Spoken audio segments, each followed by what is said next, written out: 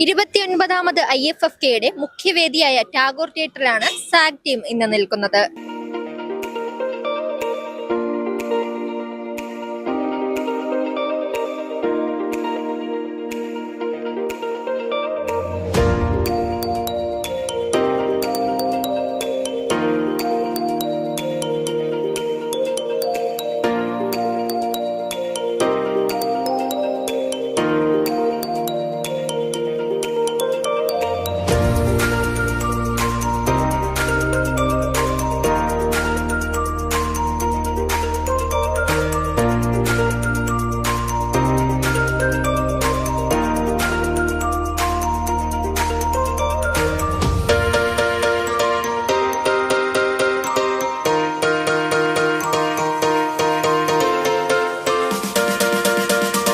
IFFK 5ാം ദിനത്തിലേക്ക് ഒട്ടേറെ പുതുമകളോടെ ഒട്ടേറെ പുതുമയോടെ.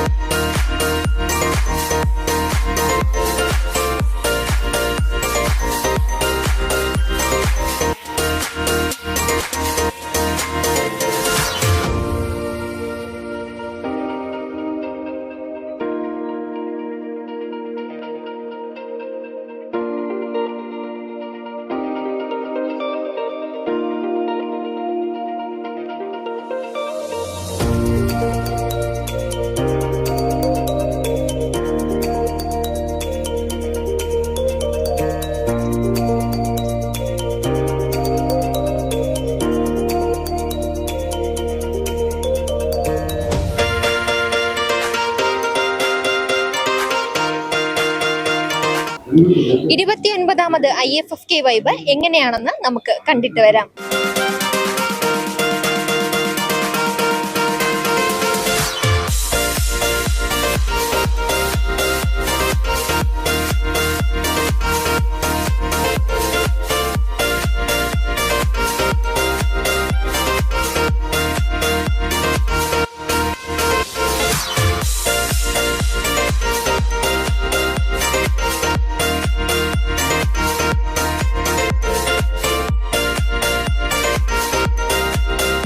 പേരെന്താണ്?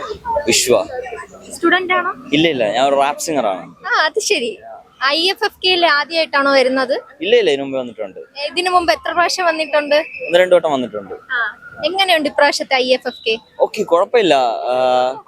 നല്ല പണ്ടത്തെ ആ ഒരു ആംബിയൻസ് കിട്ടുന്നില്ല, പക്ഷെ എന്നാലും കുഴപ്പമില്ല, കൊള്ളാം. കഴിഞ്ഞ വർഷത്തെ അപേക്ഷിച്ച് ഇപ്രാവശ്യം എന്താ വൈബ് കുറവാണോ? എങ്ങനെയാണ്? വൈബ് കുറവാണ്, പക്ഷെ കുഴപ്പമില്ല. നൈറ്റ് പ്രോഗ്രാംസ് ഒക്കെ കാണാൻ വരാറുണ്ടോ? അതെ, വരാറുണ്ട്. ഇതുവരെ എത്ര സിനിമ കണ്ടു? ഒരു സിനിമയും കണ്ടില്ല. അപ്പൊ IFFK സിനിമ കാണാൻ അല്ലാതെ ഒന്ന് എൻജോയ് ചെയ്യാനായിട്ട് വന്നതാണ്. എൻജോയ് ചെയ്യാൻ വേണ്ടി വന്നത്. ഫ്രണ്ട്സ് എല്ലാരും ആയിട്ടാണോ വന്നത്? അതെ, ഇഷ്ടംപോലെ ഫ്രണ്ട്സ് ഉണ്ട്. എല്ലാരും അവിടെ ആയിട്ട് ഇങ്ങനെ തിരിഞ്ഞ് കഴിക്കുക.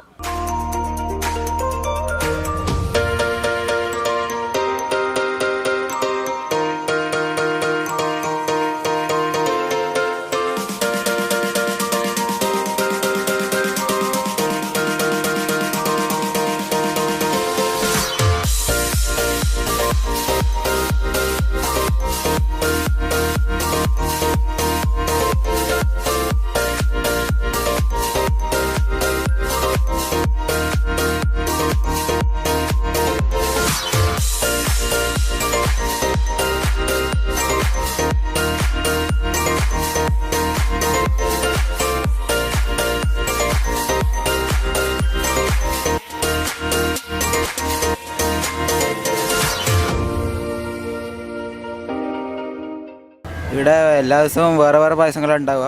ഇന്ന് പാലട, പരിപ്പ്, പൈനാപ്പിൾ പായസമുണ്ട്. പിന്നെ കോമ്പോസ് ഉണ്ട്, ചക്ക വരട്ടിയത് വിത്ത് പാലട, ഗുലാബ് ജാമുൻ വിത്ത് പാലട, പിന്നെ പഴം, പപ്പടം, പായസം, അങ്ങനെയുള്ള കോമ്പോസ് ഒക്കെ ഉണ്ട്. റേറ്റ് എങ്ങനെയാണ് വരുന്നത്? റേറ്റ് ഗ്ലാസ് 40 പിന്നെ കോമ്പോസ് 80, 90, 100 അങ്ങനെ ഉണ്ട്. പാലട വിത്ത് ബോളിയൊക്കെ ഉണ്ട്.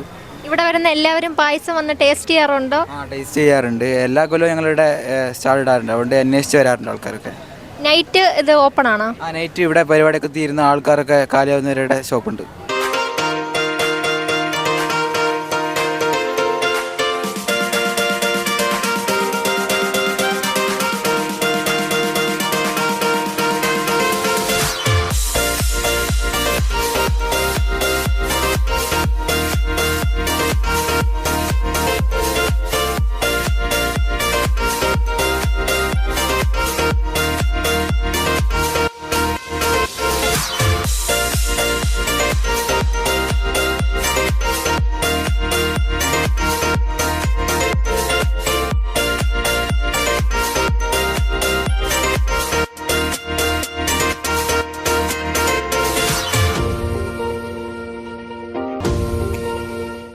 പേരെന്താ? എൻ്റെ പേര് ലത.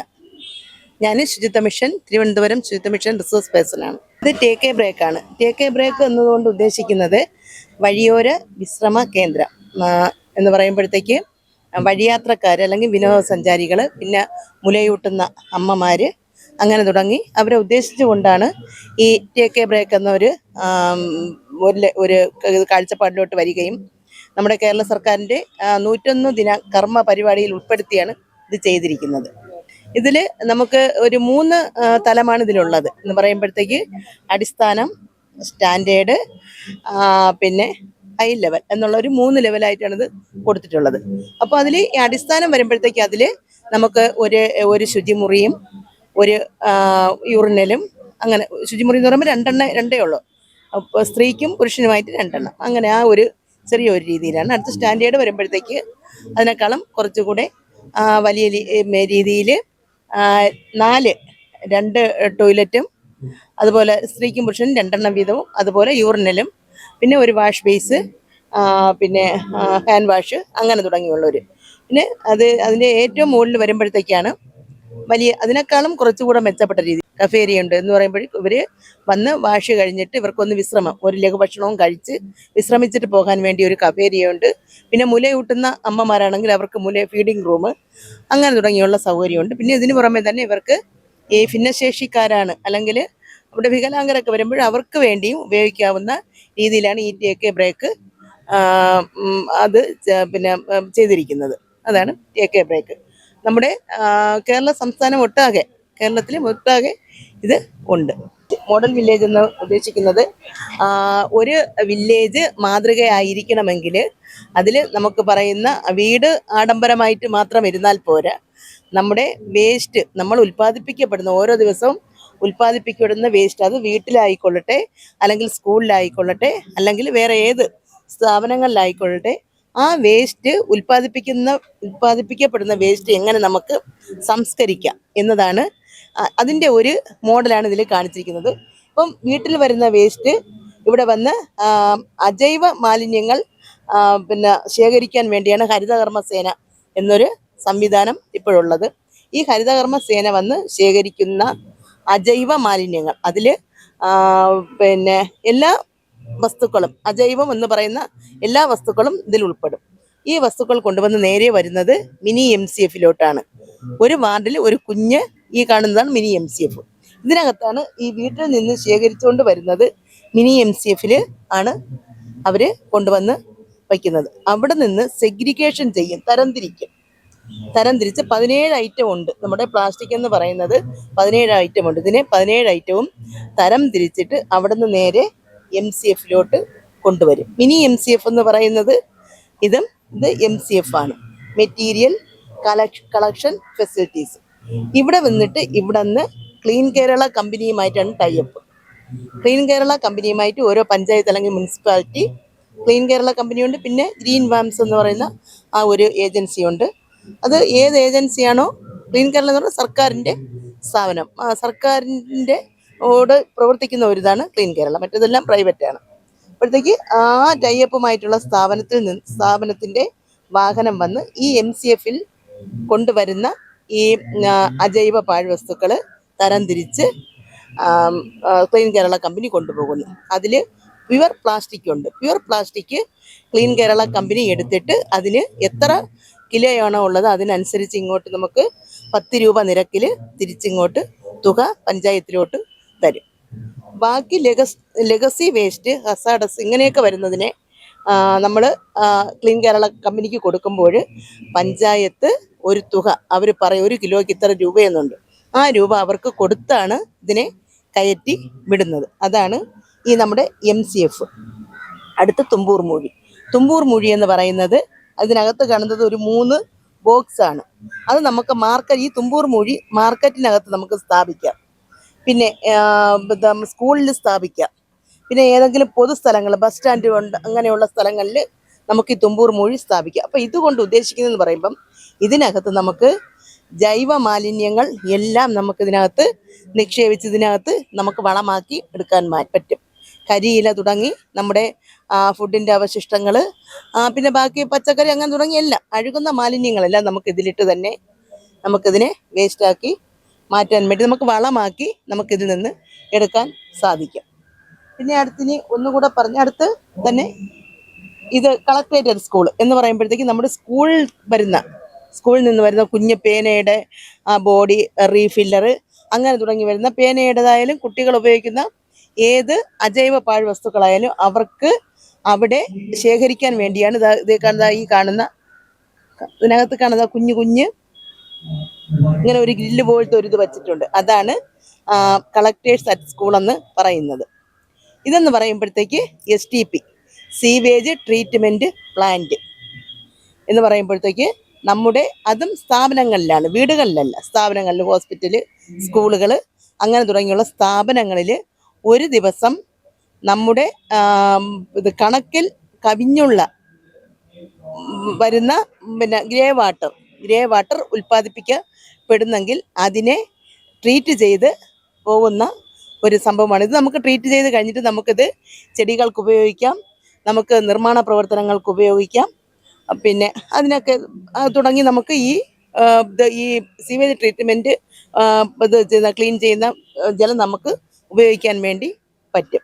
അപ്പം ഇത്രയും വരുന്നതാണ് നമ്മുടെ ഒരു മോഡൽ വില്ലേജിന് ആവശ്യമായിട്ടുള്ള മാലിന്യ സംസ്കരണ ഉപാധികളാണ് ഇത് നമ്മൾ വീട്ടിലായാലും നമ്മുടെ സ്ഥാപനങ്ങളിലായാലും മാതൃകയാക്കേണ്ട ഒരു രീതിയാണ്.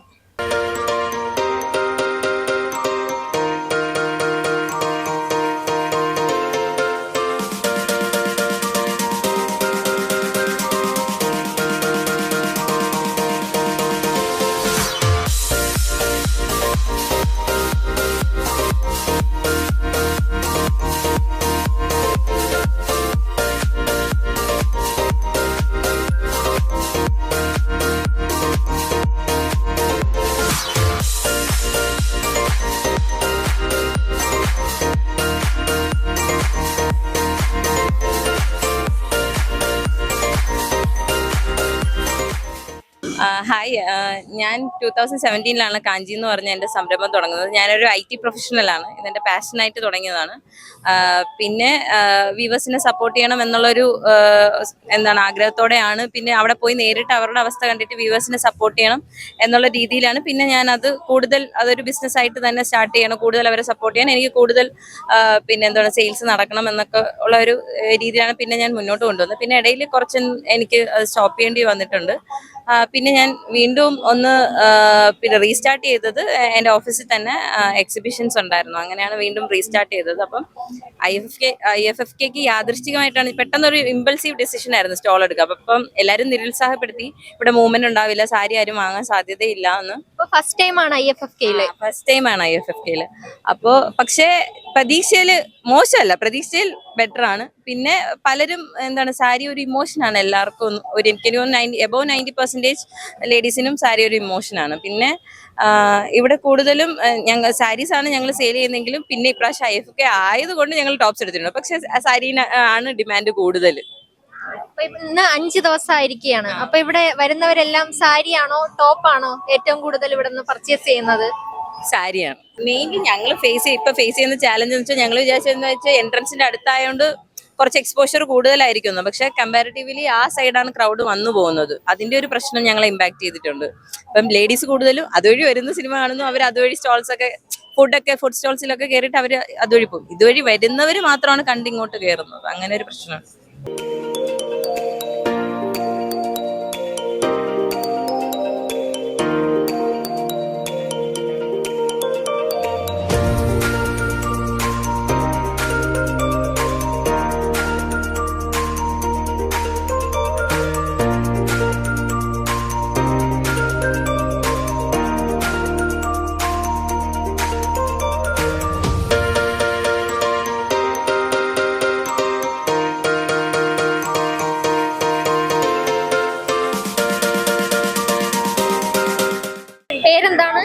ഗോപിക.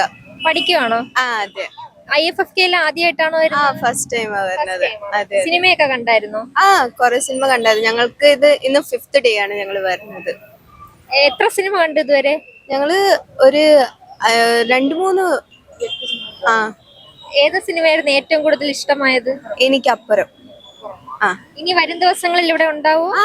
ഉണ്ടാവും. എങ്ങനെ ഏതെങ്കിലും സിനിമ കാണണമെന്ന് പ്രതീക്ഷ ഫെമിനിസ്റ്റ് ഫാത്തിമ കാണണമെന്ന് പ്രതീക്ഷിച്ചിട്ട് വന്നതായിരുന്നു. അത് ഇന്നല്ലായിരുന്നു ഷോ? കണ്ടായിരുന്നോ? ഇല്ല.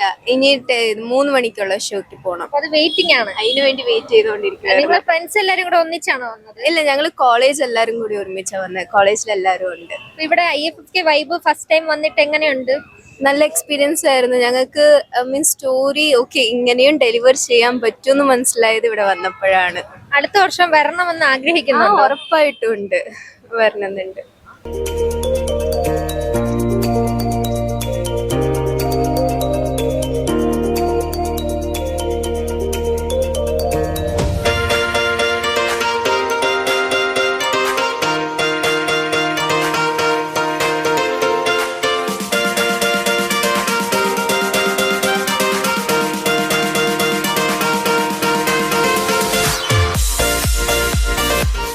പേരെന്താണ്? ചന്ദ്രശേഖർ. ആദ്യമായിട്ടാണോ IFFK വരുന്നത്? എനിക്ക് 18 വയസ്സുള്ള ഞാൻ ആദ്യമായിട്ടാണ് വരുന്നത്. ഫസ്റ്റ് ടൈം വന്നിട്ട് 5 ദിവസം എത്തിയായിരുന്നു. ഞാൻ 13 രാവിലെ ഇവിടെ എത്തി. പിന്നെ ആദ്യം ടാഗോറിലാണ് വന്നേ. പിന്നെ കൈരളി, ശ്രീ, നിള, അങ്ങനെ പിന്നെ കലാഭവൻ, പിന്നെ അജന്ത, അരിസ്പ്ലെക്സ്, അങ്ങനെ പടം മാറി ഓരോ സ്ഥലത്ത് പോയി. എത്ര സിനിമ കണ്ടു ഇതുവരെ? ഇതുവരെ ഞാൻ 12 മൂവി കണ്ടു. 12 മൂവി കണ്ട്. ഈ കണ്ടതിൽ വെച്ച് ഏറ്റവും ഇഷ്ടമായത് ഏത് മൂവിയാണ്? 12 മൂവി വെച്ച് കണ്ടു. എനിക്ക് അരിസ്പ്ലെക്സിലെ ദ സബ്സ്റ്റൻസ് ഒരു മൂവി എനിക്ക് ഭയങ്കര ഇഷ്ടപ്പെട്ടു. അത് ബാക്കി എനിക്ക് ഒരു കണ്ടതിൽ വെച്ചപ്പോൾ ഞാനങ്ങനെ കുറെ ഒരു ഫ്രെയിം തന്നെ ഇപ്പോൾ ഞാനൊരു ഫിലിം സ്റ്റുഡൻ്റ് ആണ്. ഒരു ഫ്രെയിം തന്നെ ഇങ്ങനെ കുറെ നേരം നമുക്കൊരു എന്തായാലും ബോറടി വരും. അപ്പോൾ അത് നോക്കുമ്പോൾ എനിക്ക് സബ്സ്റ്റൻസ്, അതായത് ആ കഥ പെട്ടെന്ന് തോന്നും.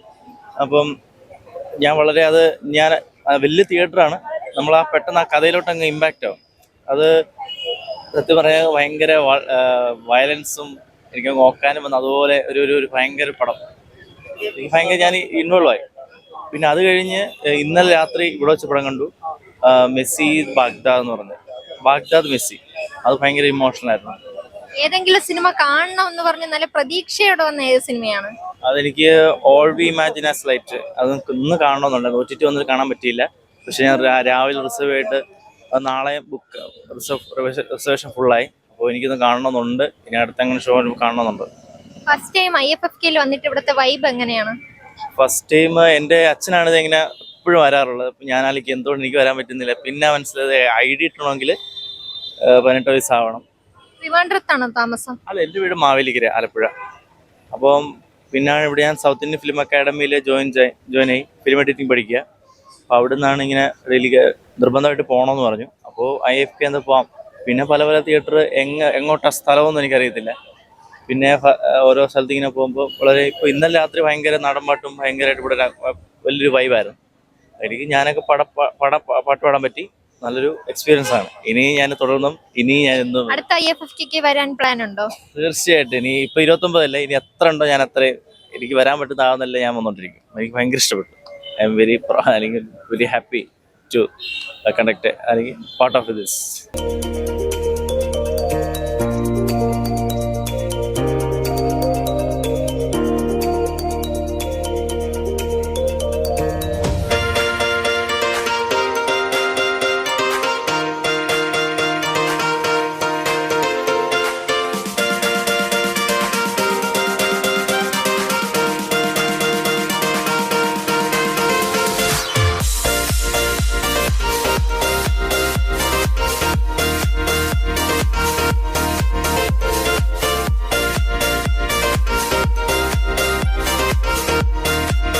IFFK ഫസ്റ്റ് ടൈം ആണോ വരുന്നത്? മൂന്നാമത്തെ പ്രാവശ്യം. മൂന്നാമത്തെ തവണയാണ് വരുന്നത്. എങ്ങനെയുണ്ട് ഈ വർഷത്തെ IFFK? എല്ലാ പ്രാവശ്യത്തെ പോലെ തന്നെ അടിപൊളിയാണ്. ഇതുവരെ എത്ര സിനിമ കണ്ടു? സിനിമയൊന്നും കണ്ടില്ല, നമ്മൾ ജസ്റ്റ് എൻജോയ് ചെയ്യാൻ വേണ്ടി വന്നു. എൻജോയ് ചെയ്യാനാണ് IFFK എത്തിയത്. ഇനി അടുത്ത വർഷം വരാൻ പ്ലാൻ ഉണ്ടോ? അടുത്ത വർഷം പറ്റിയാ വരും. പത്മനാഭന്റെ മണ്ണിൽ IFFK പൊടി പഠിക്കുന്നു. അടുത്ത ഡിസംബറിനായി കാത്തിരിക്കുകയാണ് IFFK പ്രേമികൾ. ക്യാമറമാൻ ജെയിനൊപ്പം റിപ്പോർട്ടർ സാരംഗി, സാഗ് news, Thiruvananthapuram. One stop for all news. Watch SAG News. നേരിന്റെ വാർത്തകൾ നിങ്ങളുടെ വിരൽത്തുമ്പിലെത്താനായി സാഗ് ന്യൂസ് ചാനൽ സബ്സ്ക്രൈബ് ചെയ്തും ഷെയർ ചെയ്തും ഒരു ശരിയായ മാധ്യമ നിലപാടിനൊപ്പം നിൽക്കാൻ ഞങ്ങൾ നിങ്ങളെ ക്ഷണിക്കുന്നു.